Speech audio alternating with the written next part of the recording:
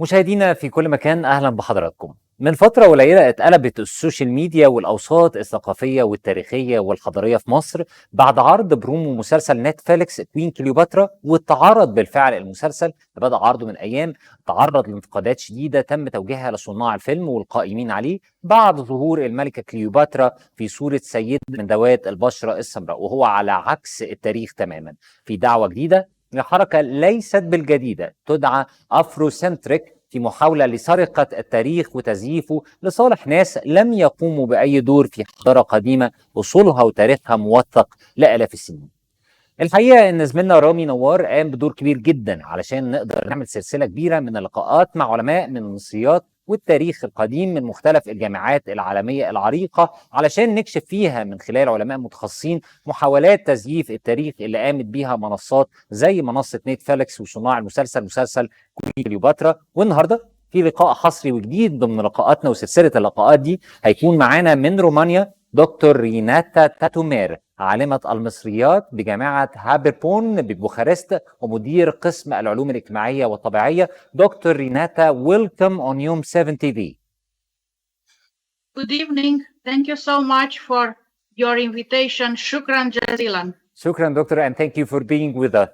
First of all, doctor, about the new Netflix series Queen Cleopatra. Is it attempt to falsify history by the West, or what do you think about this? So, to be honest, Yes. I immediately realized when I saw the promo, the first part actually of the promo, that is clearly inspired, not to say copied, by the generic of the show that made the audience according to Hollywood standards. Around 1995 and the following years, Xena the Warrior Princess. The beginning is almost identical and promotes a warrior, a strong warrior woman, and an African one of African origin. And I remember that in the same show, it was the first time I saw an African Cleopatra in Xena the Warrior Princess. Immediately, I thought that the creators of this Netflix series about the Greco-Macedonian Queen of Egypt, Ptolemaic Egypt, Cleopatra VII's Philopator. So these creators rather had in mind to promote a message found in the current trends, in the new anti-traditional political paradigm about this historical character, Cleopatra. Yes. And by no means, the producers took into account the historically and archaeologically attested reality shown on the reliefs of the Egyptian temples of the Greco-Roman era and found in the hieroglyphic inscriptions as well. Why do they insist on showing Queen Cleopatra in the form of black-skinned lady, doctor? Why they insist? This in the Netflix Cleopatra, that two identity elements are being promoted. The strong warrior woman and the Afro-black woman. Two aspects related to gender and racial discrimination previously.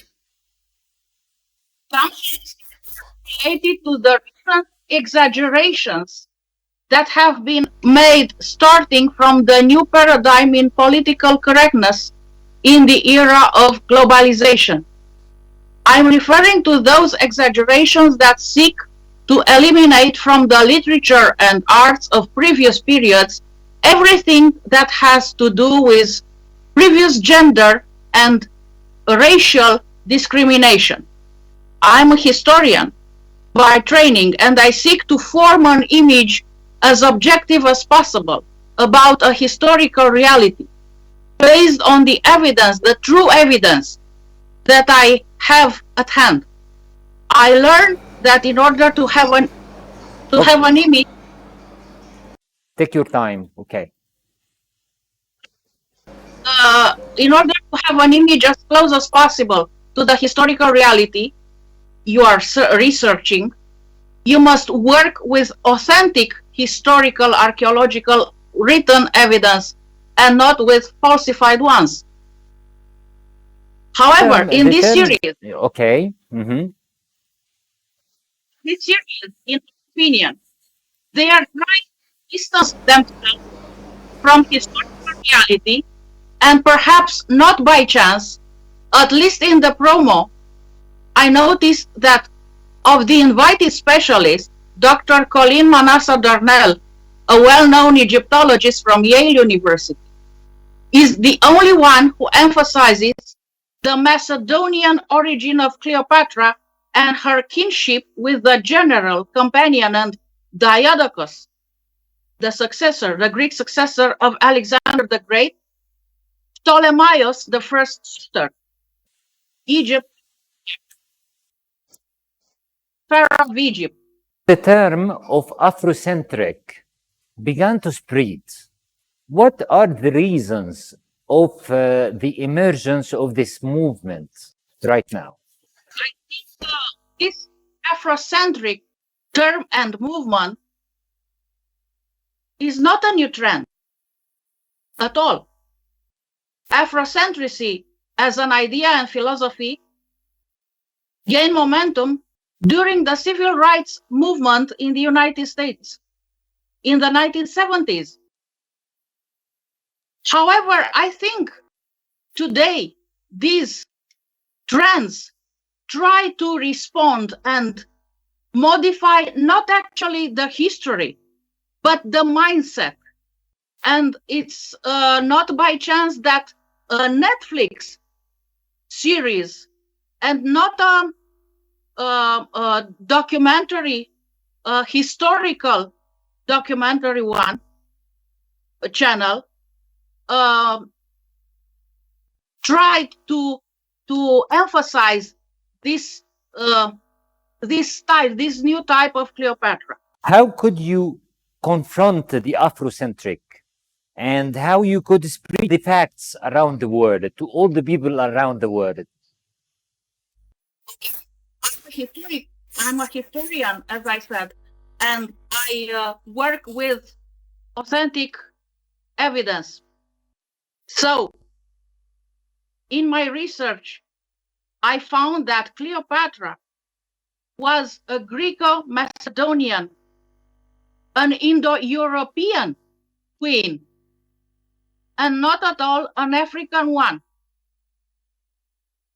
She belongs to the dynasty of Ptolemies. Mm-hmm. She was Cleopatra the Seventh. Mm-hmm. Was a Ptolemy one, a Greco-Macedonian. Actually, the Egyptians received this dynasty as a savior. Ptolemy the First was the Soter, the savior of Egypt. Because of what, doctor? I can't hear you. Because of what? They freed Egypt mm-hmm.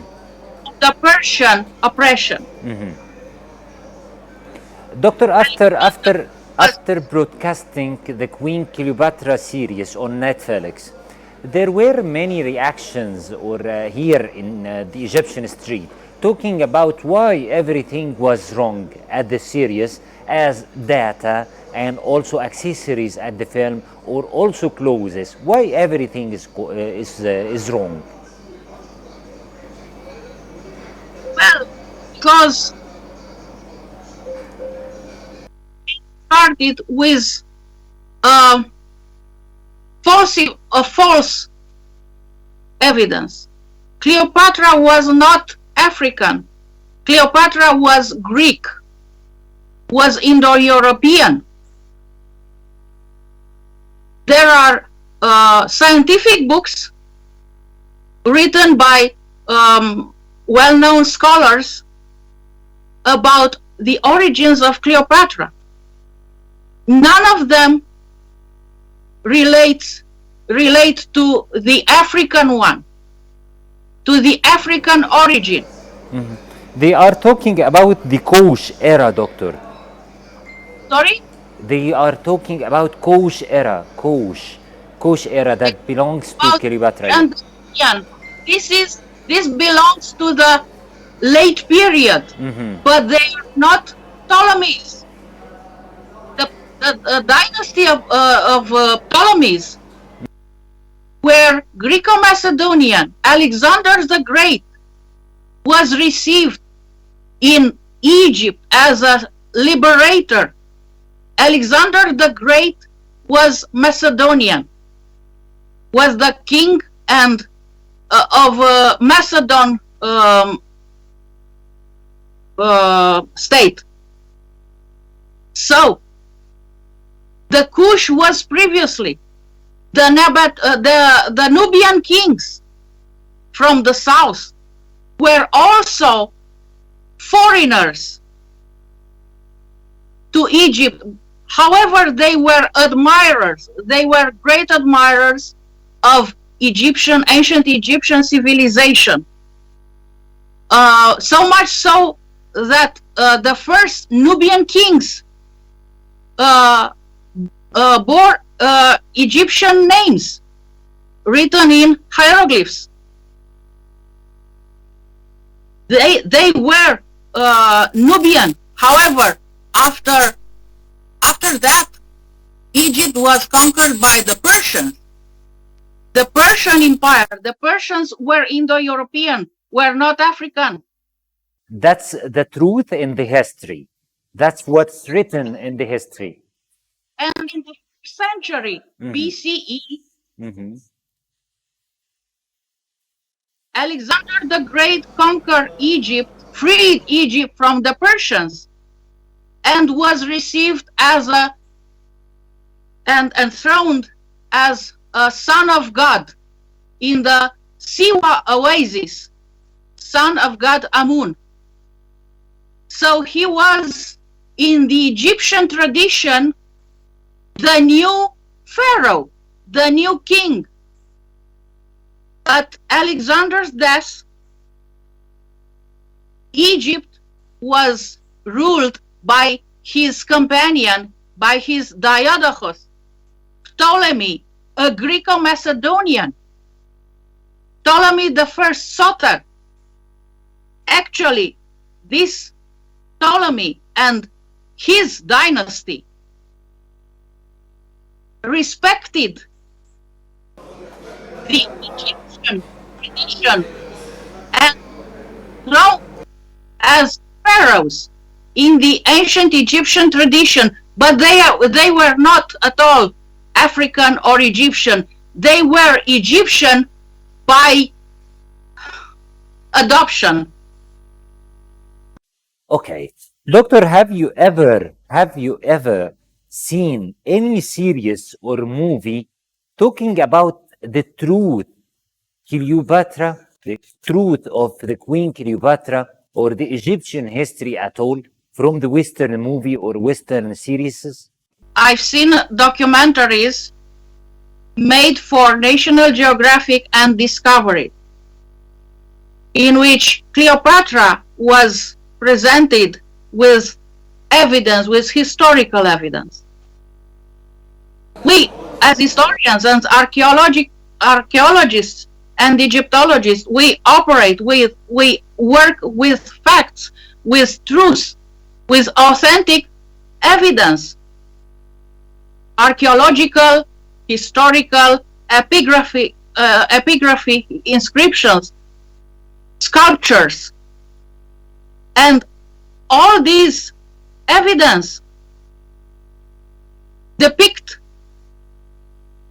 a Greco-Macedonian, an European Cleopatra, not an African one. Doctor, let's talk about Queen Cleopatra. There were many rumors about the death of Queen Cleopatra. What is the truth about her death? About Cleopatra's death? Well,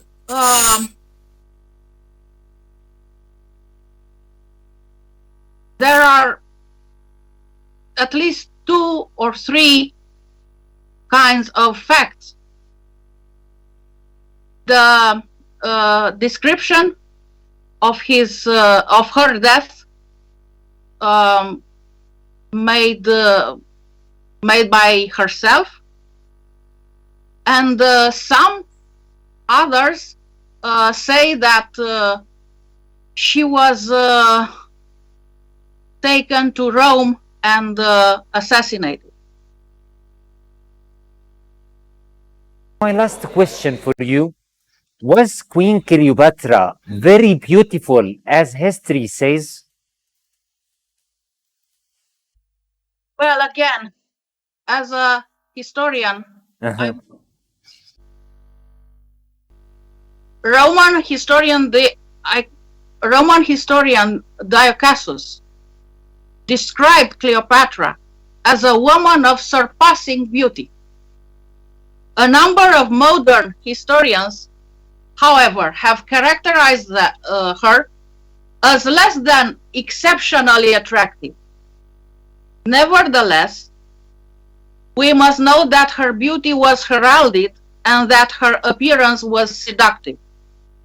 Greek biographer Plutarch, in the 1st century, writing about a century after Cleopatra's death, presented a less flattering picture, for her beauty, as we are told, was in itself not altogether incomparable, nor such as to strike those who saw her.